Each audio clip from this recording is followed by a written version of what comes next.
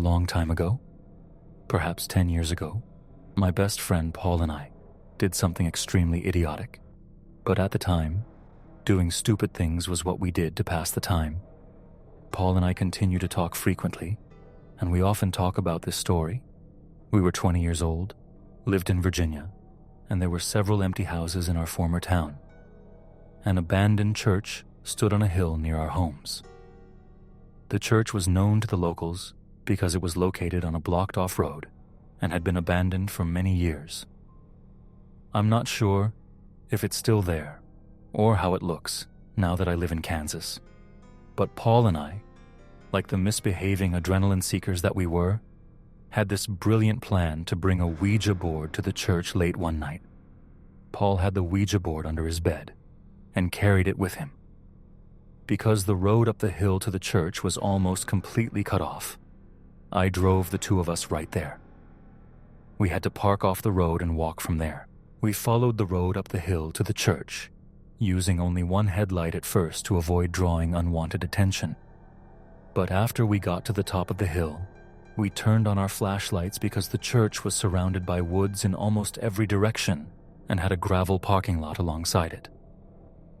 We sneaked in because the church had been broken into 1,000 times already and the massive front door wasn't locked. We basically just looked around with our flashlights to make sure no one else was in there. Being in that spot at night was definitely creepy. Paul set up the Ouija board, then took these 3 candles from his backpack, smiling and said it would boost the experience. He set up the 3 candles in a triangle shape around the board, and once they were all lit, we turned out our flashlights, making the entire space much more spooky and creepy. We couldn't see more than 6 feet in any direction, so we started playing with the Ouija board. Paul was doing most of the talking at this time. I can't recall exactly what he said, but he definitely began with the normal cliché Ouija board questions. The planchette started moving slowly and wrote a few words. Suddenly we heard a strange rattling sound coming from the church's altar. The closest way I can explain it is that it sounded like a metal chain clinking. It was loud, and it seemed to be done by someone. We both jumped and ran to beam our flashlights in the direction of the altar, but there was no one there as far as we could see. After that, I think Paul was as shocked as I was. But because the place was old and falling apart, some strange noises here and there didn't seem that weird, so we kept going. We took turns asking the board questions, but the planchette had stopped moving, probably because the rattling sound had scared us and we were now taking it more seriously. This went on for a while, until another sound from the altar area broke the silence again. But before we could beam our lights over there again, something landed on the Ouija board, causing us all to jump and scream. It was a cut-off bird's claw the size of a golf ball. Paul and I were terrified. We stood up and screamed our way out of the chapel, leaving the Ouija board and candles behind. We ran all the way down the hill and back to my car, scared that we were being followed. As soon as we got to my car, I drove us back to Paul's place, where we stayed in the car for another half hour, talking about what had just happened. Paul is deeply religious and superstitious, and he was certain that we had come across a spirit of some sort. I don't really believe in any of it. I believe there was another person in the church with us, which is also deeply disturbing. Paul returned to the church the next day to get his Ouija board. To add to the craziness, the Ouija board and candles were removed, but the severed bird's claw remained. When he saw it was missing from the door, he chose to leave immediately. This is still the most scary experience I've ever had.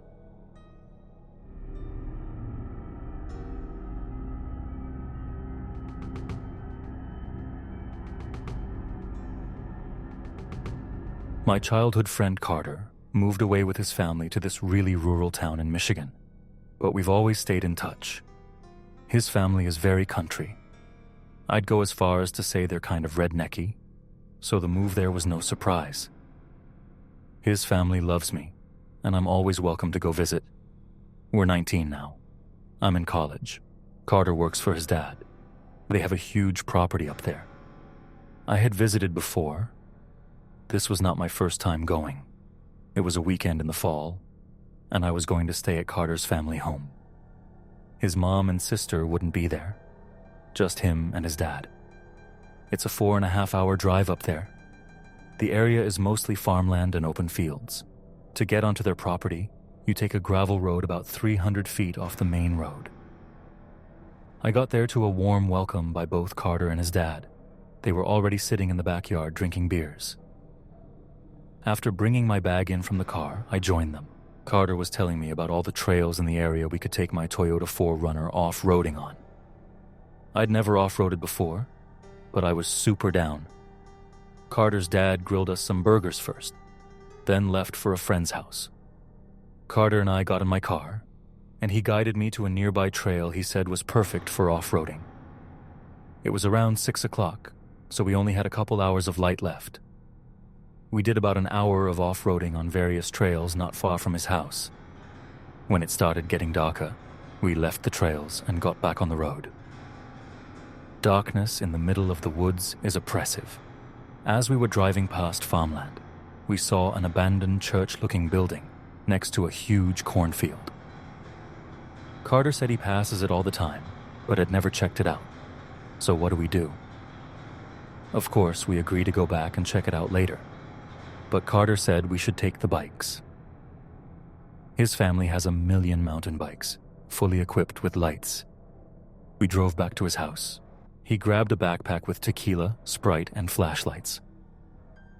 We took 2 of the best bikes, each with night riding lights mounted on the handlebars. Carter said it would probably be a 20-minute ride. We were in good shape, big fitness guys since high school, so the ride didn't bother me. When we got to the abandoned building, it was dark enough that the flashlights were necessary. The grass around it was overgrown. We made sure no cars were coming before entering the property.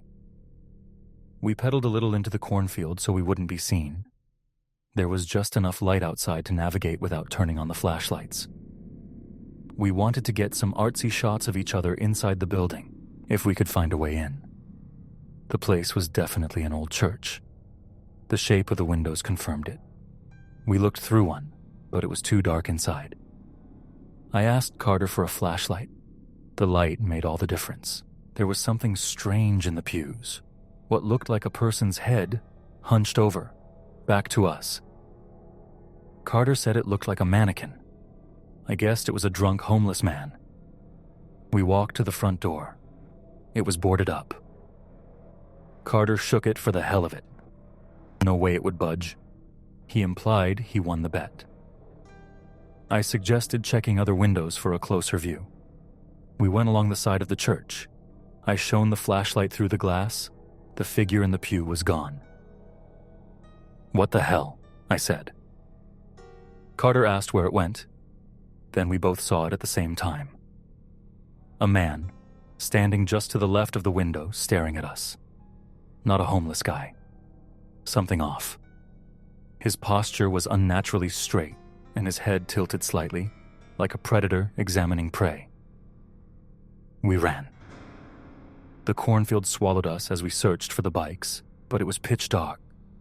We avoided flashlights, trying not to be seen. A slam echoed from the church. Then the crops rustled nearby, like someone, or something, was moving. Silence followed. Dead, unnatural silence. Not even a breeze. We froze. Then Carter whispered, "Which way did we leave the bikes?" We heard movement in the cornfield. Fast, deliberate. Something was running toward us. I screamed, "Go!" And we bolted, the stalk slapping our faces. When we reached the road, we were no longer being chased. Carter called his dad, who picked us up. He wasn't angry, just concerned. The next day, he drove us back to retrieve the bikes carrying a gun. We found the bikes and loaded them into his truck. Before leaving, I looked back at the church. There was a figure at the window. Same person. Only this time, he wasn't standing still. He was pressed against the glass, face completely pale, eyes unblinking. He grinned. Carter's dad muttered, "Let's get out of here." And we drove off. We went to eat afterwards. His dad called the town to report squatting at the church. We felt safer knowing authorities were alerted, but I couldn't shake the feeling something followed us. Later that night, when I was alone in the guest room, I noticed the flashlight from earlier leaning against the wall. It hadn't been moved when we left. It turned on by itself, the beam sweeping across the room. I froze. The shadows in the corner of the room shifted. I could hear breathing, slow, deliberate, and heavy. Then a whisper, so faint I almost thought I imagined it. "You shouldn't have left." The door creaked. I didn't move. The whisper came again, this time right next to my ear. "We're still here." I bolted out of the room, racing past the empty living room. I turned to look back. The shadow of a man, tall, thin, impossibly long arms, stood framed in the doorway. But when I blinked, he was gone. The next morning, Carter's dad noticed the guest room window was wide open. Muddy footprints led from the cornfield, across the yard, and stopped just short of the house. We never went back to that church again, but sometimes, when the wind is just right, I swear I can hear the corn rustling. As if someone, or something, is still waiting for us.